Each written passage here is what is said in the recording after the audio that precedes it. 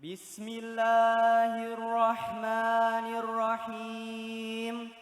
Assalamualaikum warahmatullahi wabarakatuh.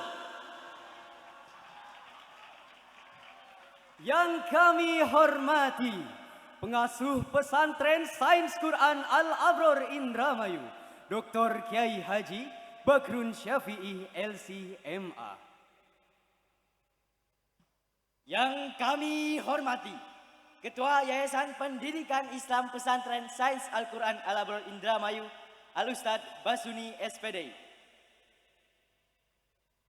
Dan yang kami hormati seluruh jajaran ustadz dan ustazah serta tamu undangan sekalian yang tak bisa kami sebutkan namanya satu persatu, namun tak mengurangi rasa hormat kami. Alhamdulillahi Rabbil Alamin, wabihi nasta'in wa ala umuri dunya waddin. Wassalatu wassalamu ala asrafil anbiya'i wal mursalin wa ala alihi wa ashabihi ajma'in. Amma ba'du. Alhamdulillahi Rabbil Alamin. Segala puji bagi Allah, Zat yang Maha Mulia, yang telah menurunkan wahyu sebagai cahaya dan yang telah menganugerahkan akal sebagai sarana pembaca makna. Dialah yang telah melimpahkan nikmat iman dan keimanan, nikmat akal dan pemikiran, serta nikmat ilmu dan pengetahuan. Mengajarkan manusia dari ketidaktahuan menuju pengetahuan, dari kegelapan menuju terang benderang. Angkat derajat manusia dengan kemuliaan, Membimbing langkah hamba dengan petunjuk kebenaran, serta membuka cakrawala kehidupan dengan cahaya ilmu pengetahuan. Salawat serta salam senantiasa kita curahkan kepada junjungan kita, yakni Nabi Muhammad sallallahu alaihi wasallam, sang pembawa risalah peradaban, menuntun umat dari kegelapan menuju ke terang benderang, dari kebodohan menuju kecerdasan, dari kehampaan menuju kebermaknaan kehidupan. Hadirin yang kami muliakan, pada kesempatan yang penuh keberkahan ini, marilah kita tundukkan hati dalam keimanan. Kita kuatkan tekad dalam perjuangan, serta kita satukan langkah dalam membangun masa depan peradaban. Karena di tangan pemudalah terletak harapan, di pundak pemudalah terpikul amanah perjuangan. Dan di jiwa pemudalah tumbuh benih perubahan. Pemuda bukan sekedar usia dalam hitungan, tetapi energi dalam pergerakan, bukan sekedar fase kehidupan, tapi pusat dari kebangkitan dan kemajuan. Maka ketika pemuda bersatu dengan nilai-nilai keislaman dan dipersenjatai dengan sains dan teknologi modern, maka akan lahirlah generasi-generasi yang akan membangun peradaban dengan iman, ilmu, dan kemanfaatan. Hadirin yang kami banggakan, ketimpangan antara ilmu agama dan sains teknologi bukanlah sekedar asumsi, tapi dapat dilihat dari berbagai data dan realitas global. Pertama, dalam bidang penguasaan sains dan teknologi, dunia Islam masih tertinggal. Berdasarkan laporan UNESCO, kontribusi negara-negara Muslim dalam riset ilmiah dunia masih kurang dari 10%. Padahal jumlah kita mencapai sekitar 25% populasi dunia. Artinya jumlah kita besar, namun kontribusi keilmuan kita masih kecil dalam percaturan global. Kedua, dalam bidang inovasi dan teknologi, data Global Innovation Index menunjukkan bahwa sebagian besar negara-negara Muslim masih berada pada peringkat menengah hingga bawah, jauh tertinggal dari negara maju yang berbasis riset dan teknologi. Ketiga, dalam bidang pendidikan. Banyak lembaga pendidikan di dunia Islam masih mengalami dikotomi. Ada lembaga yang fokus pada ilmu agama, Namun minim penguasaan sains modern. dan ada lembaga umum yang unggul dalam teknologi. Namun lemah dalam pembinaan nilai dan spiritualitas. Akibatnya lahir dua kutub yang berjalan sendiri-sendiri. Ulama yang kurang terlibat dalam perkembangan teknologi. Dan ilmuwan yang kurang terikat dengan nilai-nilai ilahi. Keempat, jika kita melihat realitas di sekitar kita, banyak pemuda-pemuda muslim yang sudah mahir dalam menggunakan teknologi tapi belum andil dalam penciptaan teknologi. Kita aktif di media sosial, tapi belum dominan dalam inovasi digital. Kita menjadi pasar besar tetapi belum menjadi pusat produksi. Hadirin yang saya banggakan, data ini bukanlah untuk melemahkan semangat, tapi untuk menyadarkan arah perjuangan. Karena masalah terbesar bukan pada keterbatasan, tapi pada ketidakseimbangan. Maka ketika ilmu agama dan sains teknologi berjalan sendiri-sendiri, sampai itu pula umat akan sulit berdiri sejajar pada peradaban dunia. Oleh karena itu, izinkan kami mengajak kita semua merenungkan sebuah tema besar. Tema yang akan menentukan wajah-wajah masa depan umat, yakni pemuda, Islam dan sains teknologi. harmoni iman dan peradaban. Tiga kata namun menyimpan dalamnya makna. 3 unsur namun menentukan arah peradaban manusia. Pemuda adalah denyut kehidupan. Islam adalah kompas kebenaran. Dan sains teknologi adalah kendaraan zaman. Jika pemuda kehilangan arah, maka masa depan akan goyah. Jika Islam ditinggalkan, maka nilai akan runtuh. Jika sains diabaikan, maka umat akan tertinggal jauh. Hadirin yang terhormat, Allah Subhanahu wa taala telah berfirman dalam firman-Nya, Bismillahirrahmanirrahim.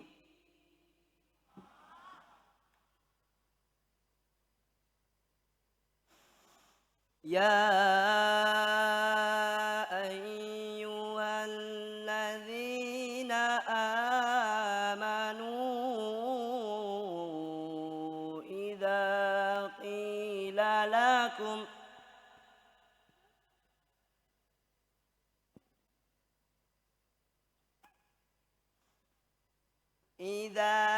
qila lakum tafassahu fil majalisi fafsahu yafsahillahu lakum.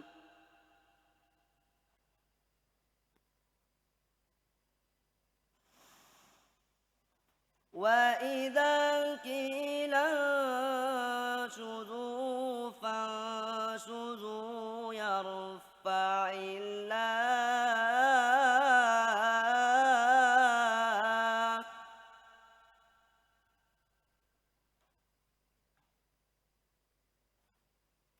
yarfa'illahu alladhina amanu minkum walladhina utul ilma darajat.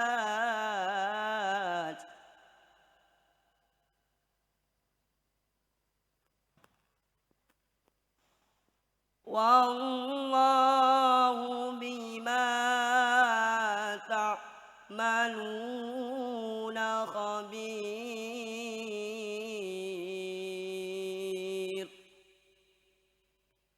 Dengan menyebut nama Allah yang Maha Pengasih lagi Maha Penyayang. Wahai orang-orang yang beriman, apabila dikatakan kepada kamu, lapangkanlah di dalam majelis-majelis, maka lapangkanlah, niscaya Allah akan melapangkan kamu. Dan apabila dikatakan kepada kamu, berdirilah, maka berdirilah kamu. Niscaya Allah akan meninggikan orang-orang yang beriman di antara kamu dan orang-orang yang diberi ilmu beberapa derajat.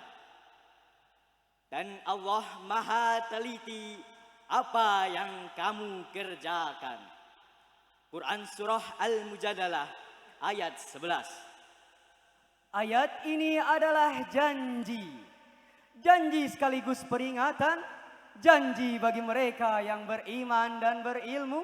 Peringatan bagi mereka yang lalai dari keduanya. Karena iman tanpa ilmu akan rapuh dan ilmu tanpa iman akan keruh. Maka Islam hadir menyatukan keduanya. Menjadikan ilmu sebagai ibadah dan menjadikan iman sebagai landasan peradaban. Hadirin yang kami muliakan. Jika kita renungkan lebih dalam, surah Al-Mujadalah ayat 11 tidak hanya membahas adab dalam majelis, tapi juga memberikan fondasi besar bagi peran pemuda dalam menghadapi sains teknologi. Ayat ini juga menegaskan bahwa kemuliaan di sisi Allah dibangun di atas dua pilar utama, yakni iman dan ilmu. Disinilah letak relevansinya bagi peran pemuda dan sains teknologi.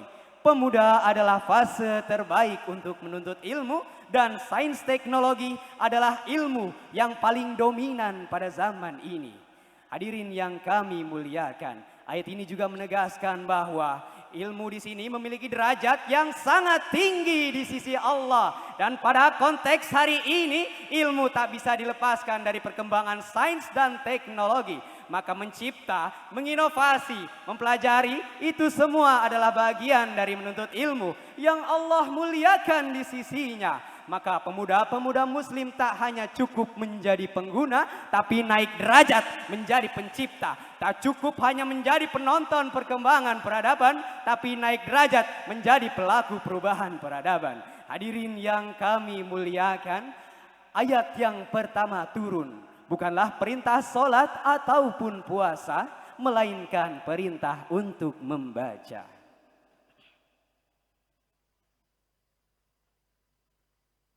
Bismillahirrahmanirrahim.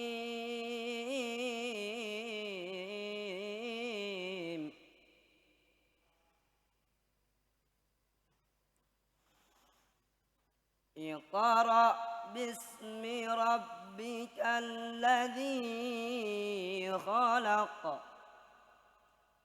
Dengan menyebut nama Allah yang Maha Pengasih lagi Maha Penyayang. Bacalah dengan nama Tuhanmu yang menciptakan. Quran Surah Al-Alaq ayat pertama. Perintah ini adalah gerbang peradaban, sebuah ajakan untuk berpikir, meneliti dan memahami. Membaca bukan hanya sekedar huruf melainkan semesta.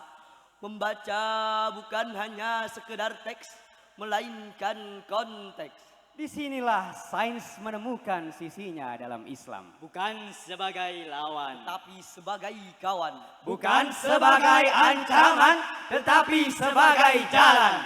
Hadirin yang kami banggakan, Islam pernah mencatat masa keemasan di mana ilmu berkembang seiring dengan keimanan. Ibnu Sina menulis tentang pengobatan. Al-Khwarizmi merumuskan algoritma kehidupan. Dan para ulama lainnya menjadikan ilmu sebagai sarana mendekatkan diri kepada Tuhan. Mereka tak melihat sains sebagai ancaman, tetapi sebagai tanda-tanda kebesaran Tuhan. Sebagaimana firman-Nya. Bismillahirrahmanirrahim.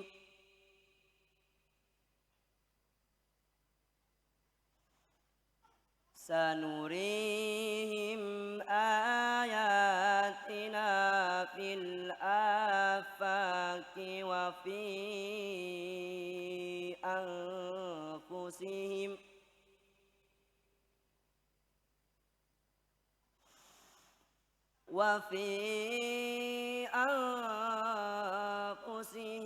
hatta yatabayyana lakum annahu al-haqq. Awalam yakfi bi rabbika annahu ala kulli syai'in syahid. Dengan menyebut nama Allah yang Maha Pengasih lagi Maha Penyayang, kami akan memperlihatkan kepada mereka tanda-tanda kami di segenap penjuru dan pada diri mereka sendiri. Quran Surah Fusilat ayat 53. Ayat ini mengajarkan kepada kita bahwa alam semesta adalah kitab terbuka yang menunggu dibaca oleh mereka yang berfikir. Hadirin yang kami hormati, seorang pemikir muslim bernama Syekh Muhammad Naqib Al-Atas pernah berpesan bahwa krisis terbesar umat bukanlah kekurangan ilmu, melainkan kehilangan adab dalam ilmu. Pada akhirnya, jadikanlah Islam sebagai pedoman, sains sebagai wawasan, teknologi sebagai sarana peningkatan iman, dan pengabdian sebagai tujuan. Hadirin yang kami banggakan, izinkan kami menutup syahril ini dengan sebuah pantun. Jika berkenan hadirin bilang cakep, boleh? Terbang tinggi burung merpati, hinggap sebentar di atas dahan.